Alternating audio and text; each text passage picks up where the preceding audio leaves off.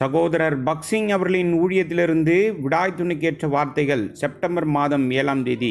தேவன் தம்முடைய சுய ரத்தத்தினாலே சம்பாதித்து கொண்ட தமது சபையை மேய்ப்பதற்கு பரிசுத்த ஆவி உங்களை கண்காணிகளாக வைத்த மந்தை முழுவதையும் குறித்து எச்சரிக்கையாயிருங்கள். அப்போஸ்தலர் நடபடிகள் புஸ்தகம் 20வது அதிகாரம் 28வது வசனம். விசுவாசிகளை பாதுகாப்பதற்காக அப்போஸ்தலனாகிய பவுல் மூப்பர்களுக்கு கடுமையான எச்சரிக்கைகளை கொடுத்தான். அவன் அவர்களிடம், தேவன் தம்முடைய சுயரத்தத்தினால சம்பாதித்து கொண்ட தமது சபையை மேய்ப்பதற்கு பரிசுத்த ஆவி உங்களை கண்காணிகளாக வைத்த மந்தை முழுவதையும் குறித்து எச்சரிக்கையாயிருங்கள். நான் போன பின்பு மந்தையை தப்பவிடாத கொடிதான ஓநாய்கள் உங்களுக்குள்ளே வரும். உங்களிலும் சிலர் எழும்பி சீஷர்களை தங்களிடத்தில் இழுத்து கொள்ளும்படி மாறுபாடானவர்களை போதிப்பார்கள் என்று அறிந்திருக்கிறேன் என்றான். அப்போஸ்தலர் நடபடிகள் புஸ்தகம் 20வது அதிகாரம் 28லிருந்து 30வது வசனம் வரை. பிசாசு மும்முரமாக இருப்பான் என்று அவன் அவர்களிடம் சொன்னான். அப்போஸ்தலன் ஓநாய்கள் என்று குறிப்பிடும்போது பொய்யான போதர்களால் தேவனுடைய ஜனங்கள் தாக்கப்படுவார்கள். மேலும் அவர்கள் மாறுபாடான மனிதர்களால் ஏமாற்றப்படுவார்கள். அதனால்தான் பரிசுத்த ஆவியானவர் அவர்களை கண்காணிகளாக வைத்திருக்கிறார். அப்போஸ்தலனாகிய பவுல் எபேசுவில் தங்கியிருந்து 3 வருடங்களாக ஜனங்களுக்கு போதித்தான். மேலும் இந்த மூப்பர்கள் தேவனால் தேர்ந்தெடுக்கப்பட்ட வேலையாட்கள் தான் என்பதை உறுதிப்படுத்த மிகுந்த ஆர்வத்துடனும் கண்ணீரோடும் கடைசி நாட்களில் வாழும்போது நாம் ஜெபிக்க வேண்டும்.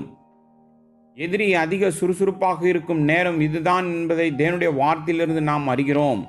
தவறான கோட்பாடு, தவறான போதனை மற்றும் வஞ்சகமான வேலையாட்கள், துன்புறுத்தல், துன்பம், வறுமை மற்றும் உள்ளான சண்டைகள் போன்ற எதிரிகளால் வடிவமைக்கப்பட்ட அனைத்து வகையான ஆயுதங்களாலும் விசுவாசிகள் இந்த நாளில் தாக்கப்படுகிறார்கள்.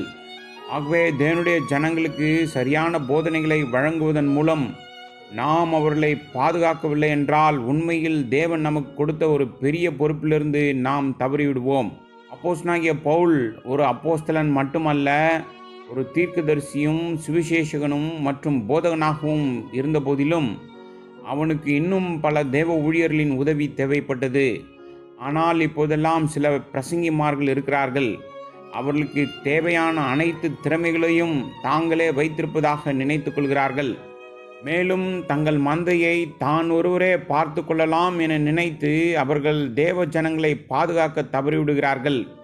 அவர்கள் தங்கள் வரம்புகளை உணர்ந்து விசுவாசிகள் பலப்படுத்தப்பட்டு பாதுகாக்கப்படக்கூடிய ஊழியத்தின் மூலம் பல தாளந்துகளை பெற்ற தேவ ஊழியர்களை அனுப்பும்படி ஜெபிப்பது நல்லது.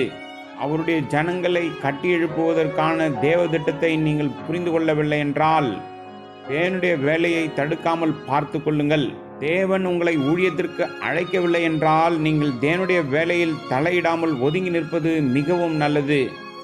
தேவன் தம்முடைய பரலோக திட்டத்திற்கு விரோதமான எந்த ஊழியத்தையும் ஏற்றுக்கொள்ள மாட்டார்.